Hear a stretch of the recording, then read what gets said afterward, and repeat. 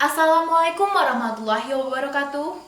Halo teman-teman, perkenalkan nama saya Saci Sofi Urdit dari kelas 11 IPA. Pada video singkat kali ini saya akan menjelaskan tentang pelayaran Cornelius de Houtman. Awal pelayaran dari Cornelius de Houtman pada tahun 1592, yang mana pada saat itu saudagar Amsterdam mengirim Cornelius de Houtman ke kota Lisbon yang berada pada negara Portugal untuk mencari tahu tentang kepulauan rempah-rempah. Hingga pada tanggal 2 April di tahun 1595, kelompok perseroan dari Cornelius de Houtman resmi berangkat melakukan ekspedisi di kepulauan rempah-rempah. Tiba di tanah Jawa. Pada tanggal 27 Juni tahun 1596, kelompok perseroan dari Cornelius de Houtman tiba di Banten. Dari pelayaran awal, 249 awak kapal berhasil melakukan pelayaran ke kota Banten. Awal mulanya, penduduk kota Banten menerima kelompok Cornelius de Houtman dengan cara bersahabat dan juga kekeluargaan. Namun karena adanya tindakan kekerasan dari awak kapal Cornelius de Houtman, membuat Sultan Banten bekerja sama dengan awak kapal Portugis yang dimana pada saat itu memang telah tiba lebih dahulu di sana untuk mengusir Wong Londo atau bisa disebut awak kapal dari Cornelius de Houtman. Ekspedisi Cornelius de Houtman tidak berhenti sampai di situ.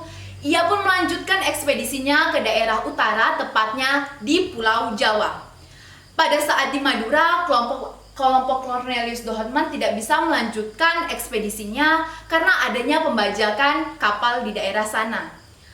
Dituduh telah melakukan pembunuhan pada Pangeran Madura, membuat Cornelius de Houtman harus membayar denda untuk membebaskan awak kapalnya dan juga kapalnya untuk bisa kembali berlayar ke daerah Belanda. Ekspedisi Cornelius de Houtman bisa dibilang gagal, namun juga kemenangan bagi negara Belanda. Karena sejak pada saat itu negara Belanda jadi berani untuk melakukan perdagangan di Nusantara, khususnya di daerah timur Nusantara.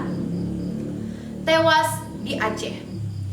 Pada tahun 1598, Cornelius de Houtman dan juga adiknya, Frederik de Houtman, diutus kembali ke daerah Nusantara untuk melakukan ekspedisi. Namun ekspedisinya kali ini dilakukan dengan ekspedisi secara besar-besaran.